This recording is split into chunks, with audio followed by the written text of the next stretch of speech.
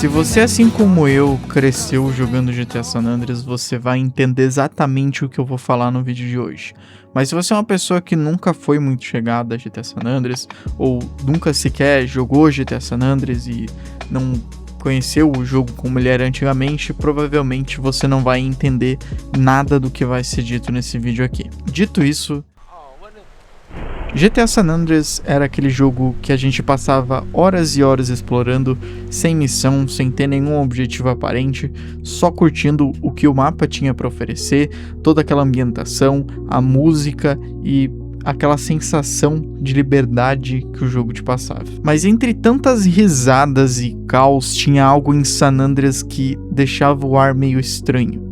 Aquele silêncio nas florestas, a névoa à noite, os sons que apareciam do nada, tudo isso tornou o jogo diferente, deixando uma comunidade inteira na completa paranoia. Existiu uma época em que jogar GTA San Andreas era muito mais do que apenas jogar. Era um começo dos anos 2000, a internet ainda era muito limitada, ainda não existiam redes sociais, as redes sociais basicamente tinham sido lançadas no mesmo ano de lançamento do jogo e ainda eram muito limitadas. O que a gente mais tinha eram fóruns, que eram o coração da comunidade, principalmente dos games, e a maioria das descobertas nascia do acaso ou da imaginação. Foi em um desses fóruns, com uma simples imagem que não mostrava muita coisa e uma descrição que também não entregava muita coisa, foi ali que GTA San Andreas ganhou um ar de mistério. Mas o que mais marcou naquela época não foi o que a comunidade encontrou no jogo com base nesse mistério. Foi simplesmente o que ninguém encontrou.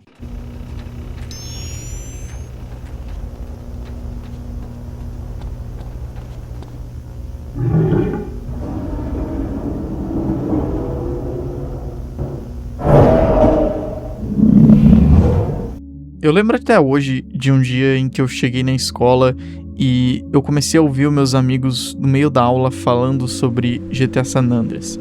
Na época o jogo ainda era muito relevante e basicamente entre a minha roda de amigos era um dos assuntos principais. E eles estavam falando sobre uma parada diferente. Eles estavam falando que eles começaram a ver coisas estranhas acontecendo dentro do jogo.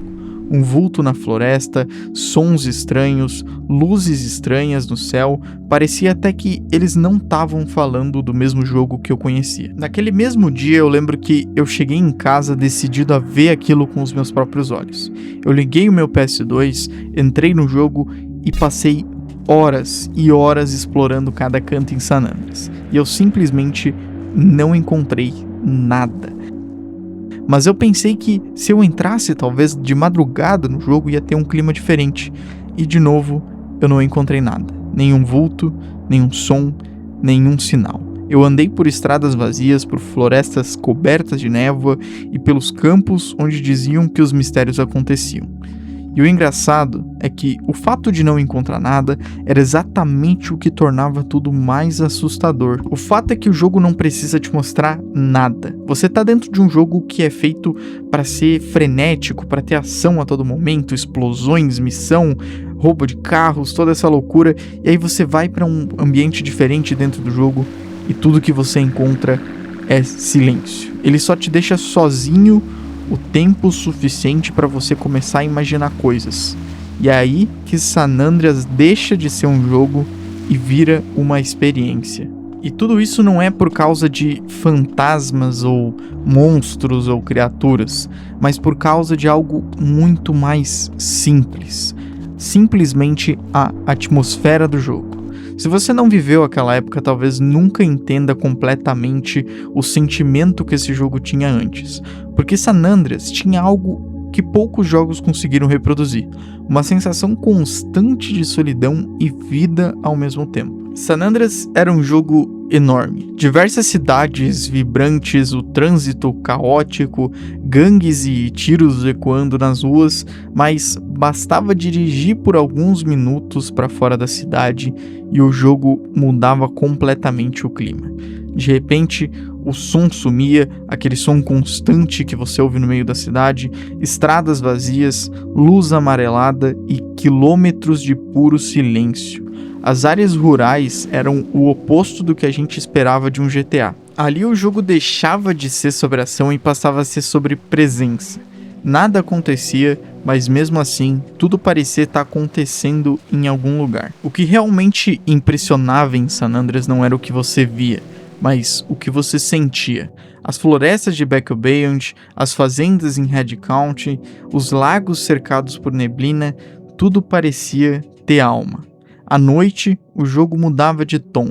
A névoa se tornava densa, o som do vento ficava mais alto e o céu parecia mais pesado do que deveria.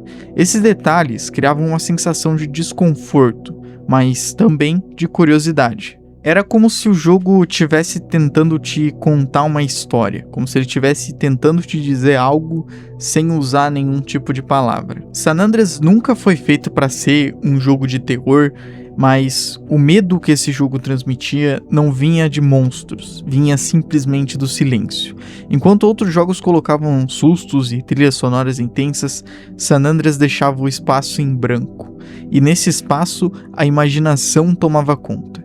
Muitos diziam sentir que estavam sendo observados, outros juravam ouvir sons estranhos ou ver vultos entre as árvores.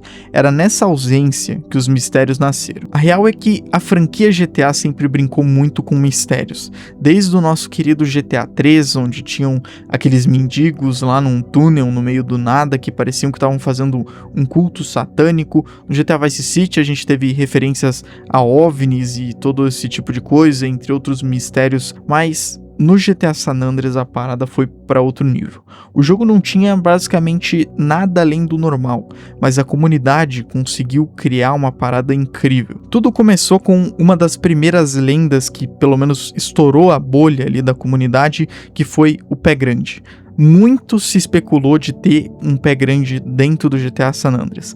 Hoje em dia a gente já sabe que a Rockstar já desmentiu isso, que não existe um pé grande ali dentro, mas na época não se tinha acesso a isso. A Rockstar não tinha desmentido isso lá no começo, então os jogadores criavam diversas teorias de que realmente essa criatura estava dentro do jogo. E aí começaram a surgir cada vez mais teorias de outras criaturas mais viajadas, como por exemplo o Leatherface, o fotógrafo suicida, que realmente estava dentro do jogo, mas era só um bug ali que acontecia porque o NPC ia para a calçada mais próxima, só que tinha um rio ali. Enfim, tinham os OVNIs, tinha até a lenda da mãe do CJ, que é um fantasma que aparecia dentro da casa do CJ, que para quem não sabe, a mãe dele morreu no jogo, né, logo no início.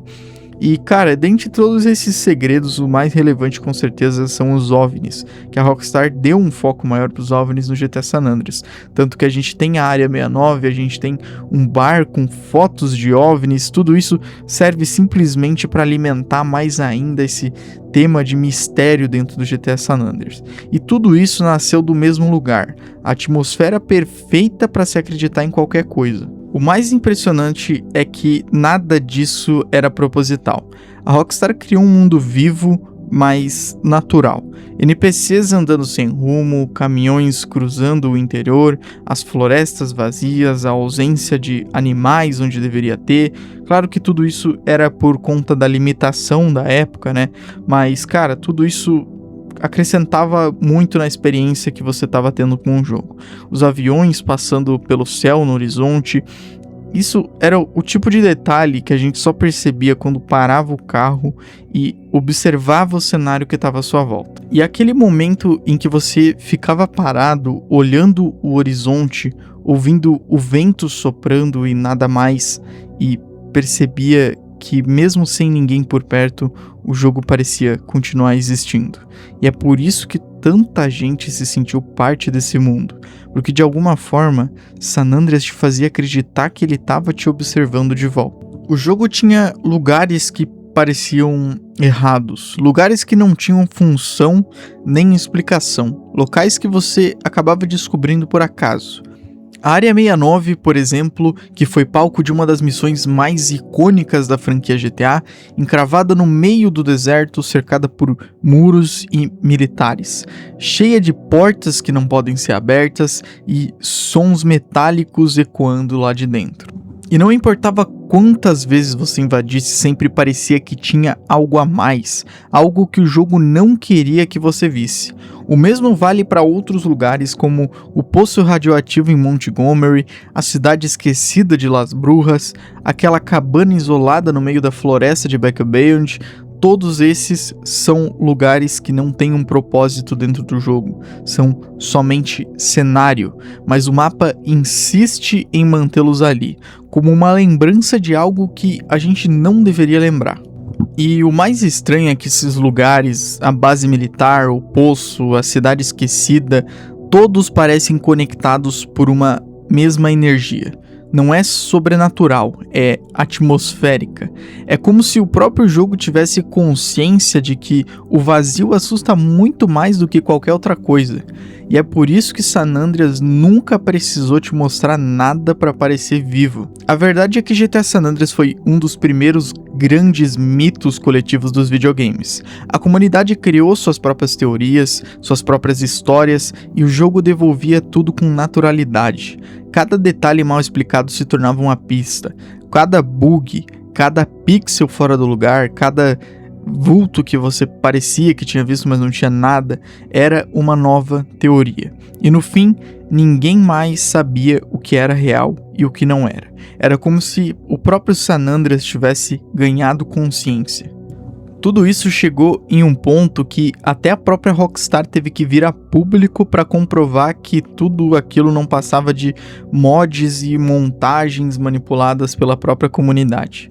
Anos depois, a gente olha para trás e entende por que o San Andreas marcou tanto. Não era só pelos gráficos ou pelas missões e seus personagens únicos, era também pela forma como ele te fazia se sentir parte de algo maior.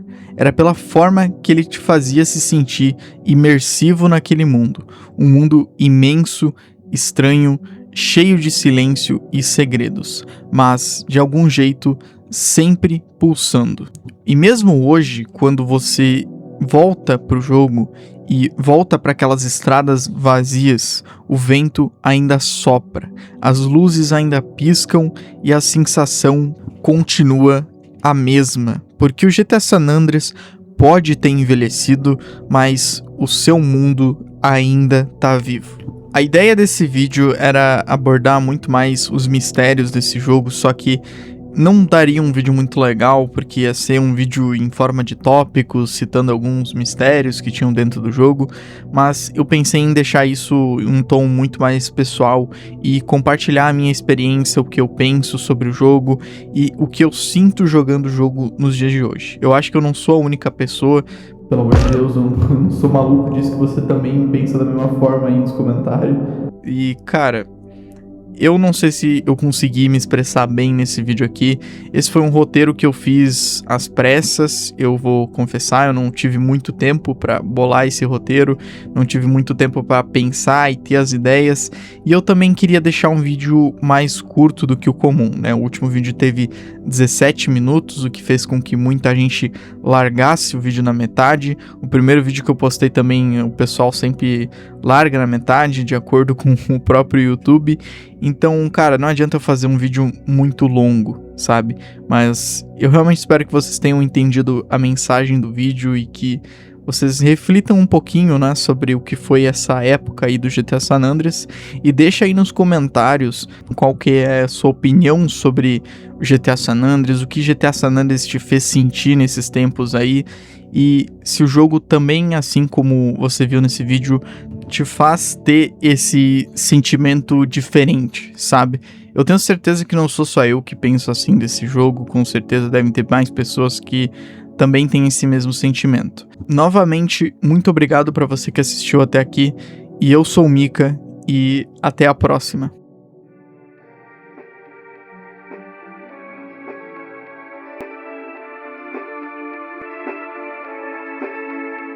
Garçom, aqui nessa mesa de bar, você já cansou de escutar centenas de casos de amor